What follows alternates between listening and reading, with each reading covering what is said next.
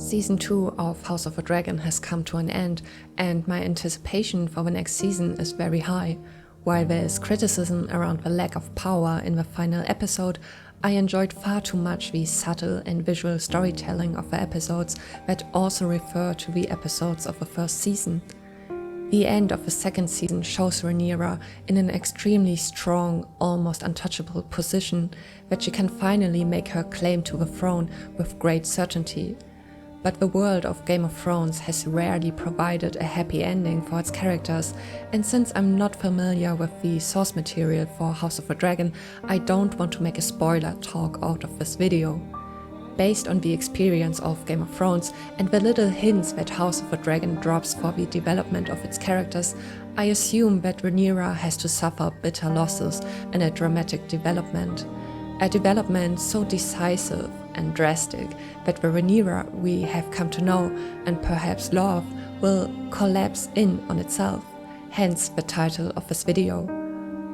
What failed magnificently with Daenerys in Game of Thrones can perhaps be made good again with House of the Dragon, a Targaryen who descends into madness. If the showrunners have planned this path for Rhaenyra, there are some key aspects that would be decisive and, if implemented well, would make the collapse of Rhaenyra Targaryen comprehensible. In this video, I would like to explain these aspects in more detail and explain why they are important for Rhaenyra's development. My essay is, of course, based on speculation, but I also feel a little vindicated in my analysis, as the second season also confirmed my thesis about Alicent. You can find the video in the video card and in the video description. And I would like to emphasize that I have not read the source material of House of the Dragon. I'm looking forward to your comments, but please be careful not to spoil anything.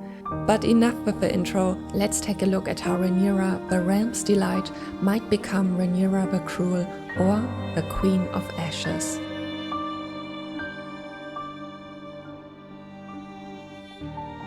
The Targaryens see the conquest of Westeros by Aegon the Conqueror as justification for their claim to rule the Seven Kingdoms, supported by their dragons and the prophecy that from their line comes the prince who was promised, who is to protect the kingdom from the White Walkers. They see themselves as chosen rulers and protectors. Only the heir to the throne is told about the prophecy by the ruler, one reason why Rhaenyra also sees herself as a rightful heir. The first season alludes to such supposed indications of Rhaenyra's legitimacy as heir to the throne. For example, she encounters the White Hart, which was considered a symbol of royalty before dragons rose to become the symbol of kings, while the hunt for Aegon's name day seemed rather unsuccessful. Rhaenyra also wears the crown of King Jaehaerys, who ensured the longest peace on Westeros, followed by her father Viserys as the wearer of the crown. Although Viserys' politics are questionable and conflict-averse, peace was also maintained under his rule. The fact that Rhaenyra now wears this crown can also be understood as the legitimacy of her rule. Despite the loss of Lucerys, her primary goal at the beginning of the second season was not to plunge the kingdom into civil war, and thus preserve the peace. Her half-brother Aegon, on the other hand, wears the crown of Aegon the Conqueror. Alicent had insisted that he wears the insignia of the first Targaryen king. However, Aegon the Conqueror had conquered the Seven Kingdoms. The crown therefore stands for the more aggressive nature of the Targaryens, which a kingdom does not really need at this time. Symbolically, it needs a crown that stands for peace. When we talk about Rhaenyra's claim to the throne, we also need to talk about Rhaenys. As the queen who never was, Rhaenys has risen to become the true ally of Rhaenyra, who met as equals. With the loss of Rhaenys, Rhaenyra has lost an important friend and advisor. She never indulged in vengefulness and a thirst for battle as some male members of Team Black did. In conversation, Rhaenys acted as a moral compass for Rhaenyra. She reminded her that no one knows exactly what caused the conflict and that both sides are to blame. With her loss, Rhaenyra has lost a moral compass, and we have already seen with Viserys what damage can be done by an advisor who is driven by his own interests. Nonetheless, Rhaenyra feels like the only true heir to the throne, since Viserys only told her about a Song of Ice and Fire. It is both a burden and a right to the throne to know about it, because this knowledge that the prince is supposed to come from her bloodline and that she must therefore become queen at all costs is a great burden that she has to struggle with. Even in the first season, Rhaenyra knew that not everyone would accept her as Viserys' successor and fought back tears at his bedside because she has to carry this knowledge with her. Because of Viserys' decision to make her his heir, she must not fail at any cost. This is a very big responsibility, and the risk of failure is very high. This pressure not to live up to it all could be a factor in why Rhaenyra might break under it. What does it take to be respected by your subjects?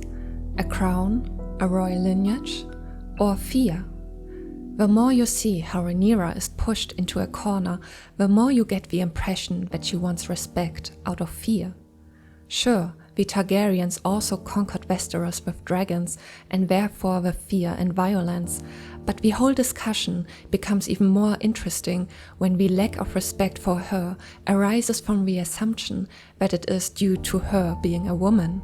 Rhaenyra slaps one of her advisors after Sir Stephen's failed attempt to claim sea smoke, saying it's her fault that he doesn't fear her. Her council would rather send her somewhere far away from the war than have her be part of the tactical negotiations, because her risk aversion is seen as feminine and unfitting in a war situation. And Sir Alfred Broome prefers to run straight to Daemon and ask him to take Rhaenyra's place instead. Despite this obvious loss of authority, we must not forget that Rhaenyra is not the only one struggling with this. In King's Landing, we see Aegon struggling for authority in the same way. No one cares what his opinion is or what he wants. His mother Alicent literally tells him to do basically nothing.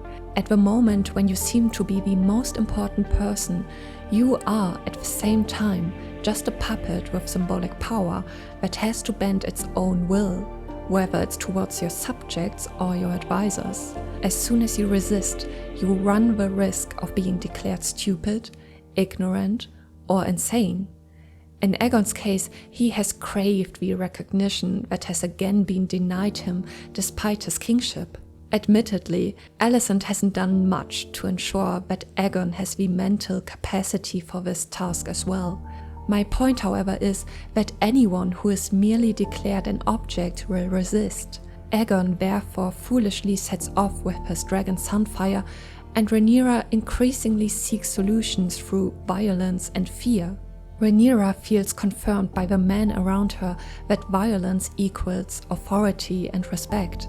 When she says that they should see the shield and sword in her, or that she would rather have learned to fight properly instead of memorizing the names of countless houses, you can see her longing to have been a male heir. Overall, while making this video, I often wondered if the Targaryens' madness could really be explained by their genetics or the gods, or if it was more a result of power, more specifically, maintaining power or the fear of losing it. Gaining power was easy for a Targaryen. They went out with dragons and conquered. But the crux lies more in maintaining power. You have to feed people, secure trade routes, settle disputes between houses. In short, everyone wants something from you. It's a demanding job that also comes with a prophecy that your bloodline is supposed to make sure it delivers the prince who was promised. We've seen how power has caused Viserys to physically decay. We've seen how the battle for power physically destroyed Aegon. And we could see how the fear of losing power could affect Rhaenyra. Fear of loss does something to you. It makes you act irrationally. Rhaenyra is about to seize power again, but what if something goes wrong? It doesn't take much for Rhaenyra to feel that fear again. The loss of another son, the betrayal of a previously loyal companion, or perhaps even the absence of a person at a council meeting. The slightest anomaly could cause her suspicions to be aroused, not least because she must always bear in mind that the throne was usurped from her because she is a woman, and she must always carry that thought with her. If she were a man, this whole conflict would never have happened, and no one would have given a second thought to her bastard children.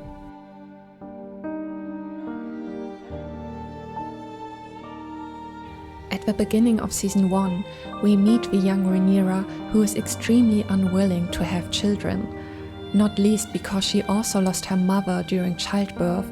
She also sees it as extremely unfair that girls are only allowed to devote themselves to domestic duties, and that their sole purpose should be to secure the succession by bearing a male heir.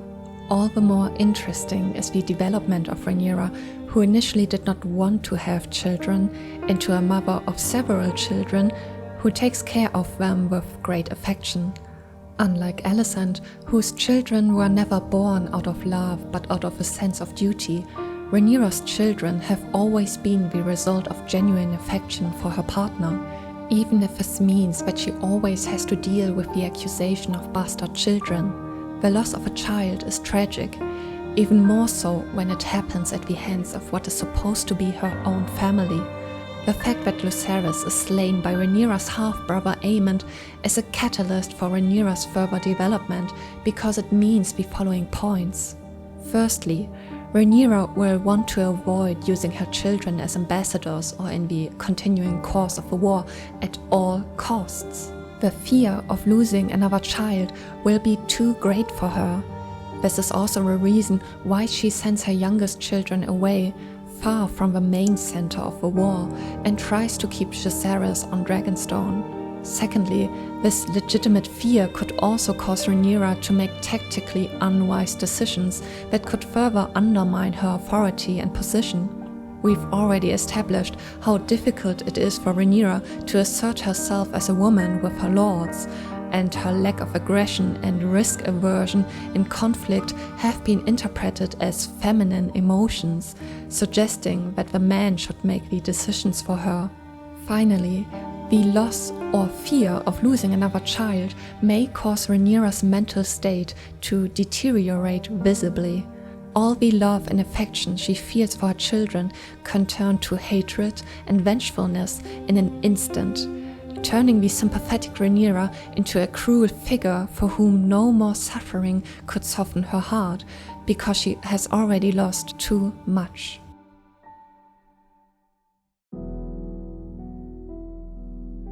In the end, the factors under which Rhaenyra could break can be broadly categorized as pressure, fear, and loss.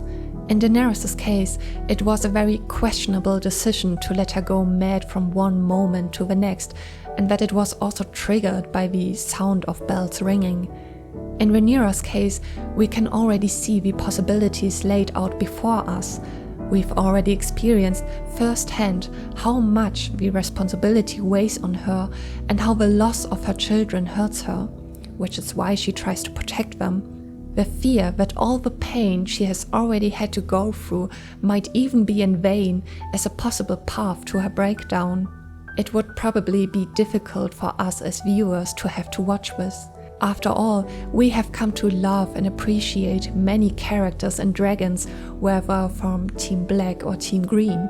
Still, it would be a story worth telling, because this time it would really describe how a Targaryen goes mad.